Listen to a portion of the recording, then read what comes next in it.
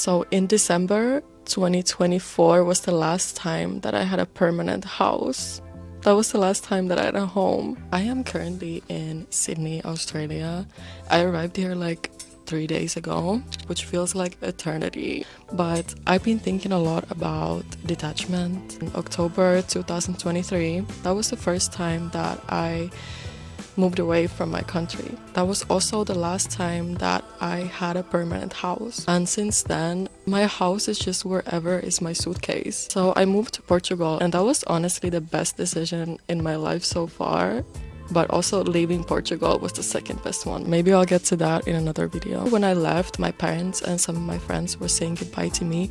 I remember the pain that I had in my chest. And I was like, is this a sign that I should not go, or is it a sign that I'm just growing? My comfort zone is getting bigger.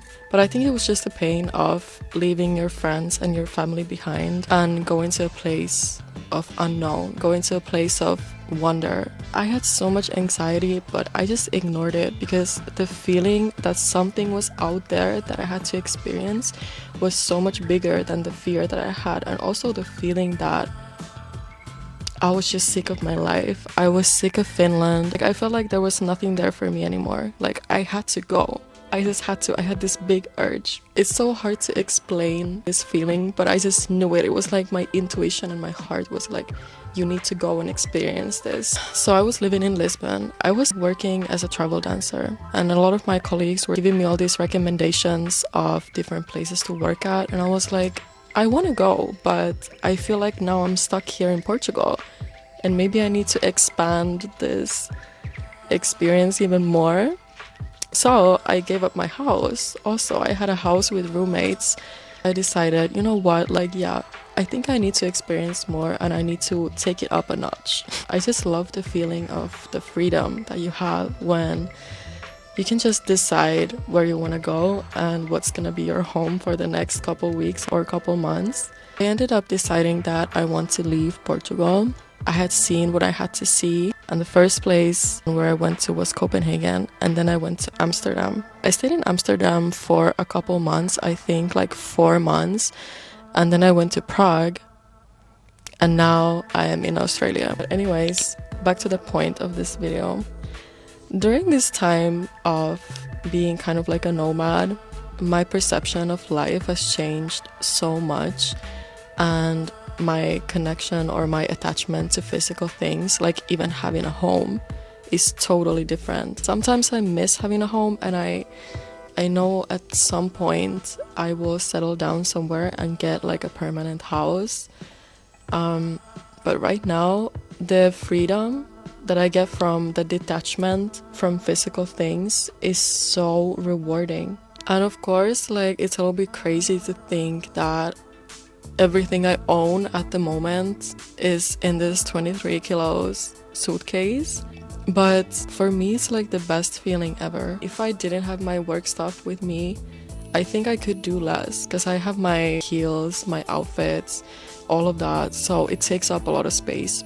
I used to be so concerned about my clothes and shoes, and like, what if I want to buy something and it doesn't fit there? But now I feel like that's the least of my concerns. And if I want to buy new clothes, I want something new, like new shoes, new clothes, I just donate the ones that I have, because then that means I don't use it anymore. So I feel like the circulation of materials that I have is very like sustainable right now. It's very different from what it used to be. It wasn't always obvious for me. And it's so simple, but it took some time to get used to this. It's true that it does limit my expression a little bit, but I feel like I've found different ways to express myself. I'm expressing myself with my energy and with my story, and obviously vocally. So I feel like the physical expression is not that important for me anymore. And I feel like in some ways I was always kind of hiding behind all of that. I was hiding behind beautiful clothes or crazy makeup, crazy hair. But now, since I've been stripped down from all of that, I feel like my expression is more genuine. And I've realized that the stuff that I was carrying around, it was weighing me down, and it was taking up space from new things to enter.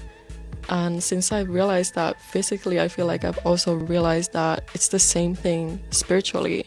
The stuff that we carry around, it's only weighing us down, and it also takes up room from new things to enter into your life. And I'm not talking about clothes anymore. And I think when you let go of the physical things, you kind of also learn spiritually how to let go of things, how to let go of experiences, and also people. And talking about people, when you're traveling around, you might not see someone ever again in your life that you felt so connected to. It's really hard to accept. So that's when you need to learn detachment from people as well. Learning how to open your heart to someone new without putting expectation on this is going to be my friend forever. And a lot of the people that I've met and spent time with for only a couple months or even just a couple weeks or days have been just as meaningful for me as the long-term relationships that I have in Finland. Because it's not about the length of the friendship or the relationship. I think it's just about the depth of it. Because you can be friends with someone for years and years and never really feel a deeper connection to them. Or then you can just straight up really connect with them and then never see them again. You know, like it's a spectrum. Some people are just meant to be in your life for a certain timeline. You're energetically matching with these people for a certain time, and then your frequency changes or their frequency changes, and then you just kind of go your separate ways. And it doesn't mean that you might not come back to each other. I just feel like it means that there was a deeper meaning in that connection. But one thing that is very bittersweet is all the goodbyes that you have to experience. I don't like to say goodbyes anymore, it's more like see you laters. But these see you laters also really changed my attachment to people, because truly, if somebody was meaningful to you, you will always carry them in your heart. Even if they are not physically there, you're always energetically connected. In the end, we're all from the same soul, from the same source, so we're always connected. And since learning how to love from a distance, saying goodbye or see you later is not so terrifying anymore. It's more like just a moment of appreciation and gratitude for the person and the relationship, and just a hope that you will cross paths again. In the end, we always need to put ourselves first. If you have a calling to do something or go somewhere, you can't be waiting around for other people to approve or validate your experiences or your wishes in life, because you're always going to be stuck. You need to do what you feel like is going to be the best decision for you. Live according to your desires, your calling.